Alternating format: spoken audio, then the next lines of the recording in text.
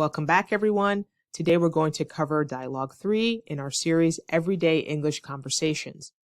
Today's topic, getting directions. You can download the exact dialogue that you're about to listen to from my Gumroad store. It also includes full language notes. If you'd like to print it out, there's space for you taking additional notes. Please remember, one of the best ways to improve your English skills is to study native-like dialogues. Study dialogues in common situations. Do you know how to give proper directions in English? Let's listen. Excuse me, could you tell me how to get to the nearest metro station from here? Sure, it's not too far. Just walk straight down this street for about 2 blocks until you reach a large bookstore on your right. Then turn left there, and you'll see the metro entrance right across the street. 2 blocks, then left at the bookstore. Got it. Is it a long walk?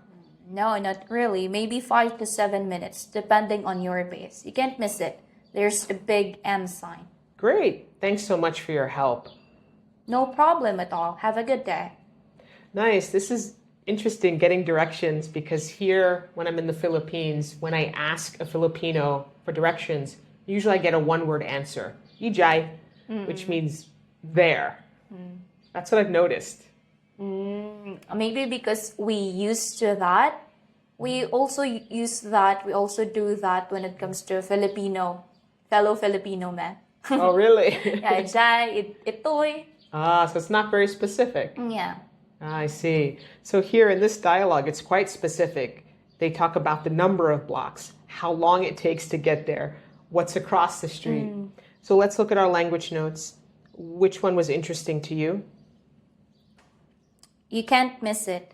An assurance that the landmark or destination is very easy to see. Yeah, that's a great one.